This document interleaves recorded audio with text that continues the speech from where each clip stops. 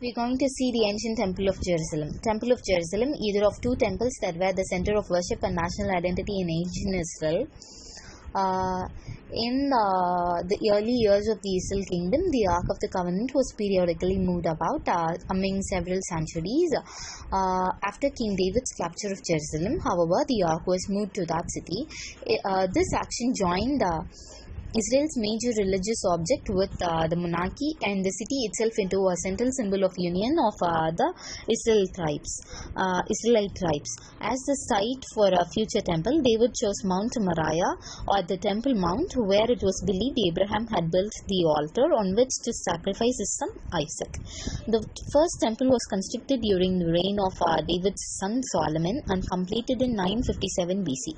Other sanctuaries retained their religious functions, however, until Josiah, who reigned until 609 to 640 BC, abolished them and established the Temple of Jerusalem as the only place of sacrifice in the kingdom of Judah. The first temple was built as an abode for the ark and as a place of assembly for the entire people.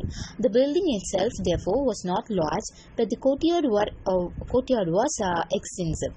The temple building faced eastward. It was oblong and consisted of 3 rooms of equal width: the porch or vestibule, the main room of religious service or holy place, and the Holy of Holies, the sacred room in which the ark rested. A storer surrounded the temple except on its front side, which is east side. The first temple contained 5 altars, one at the entrance of the Holy of Holies, 2 others within the building, a large bronze one before the porch, and a large tiered altar in the courtyard. A huge bronze bowl or sea in the courtyard was used for the priest's ablution. Within the Holy of Holies, 2 cherubim of olive wood stood with the ark.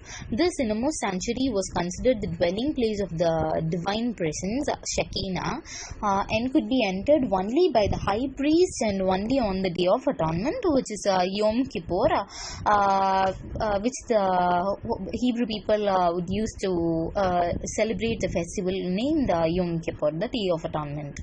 The temple suffered at the hands of Nebuchadnezzar II of Babylonia, who removed the temple treasures in 604 and totally destroyed the building in 586 and 587. This destruction and the deportations of Jews to Babylonia in 586 and 582 were seen as fulfillments of prophecy and therefore strengthened Judaic religious beliefs and awakened the hope for the re-establishment of the independent Jewish state.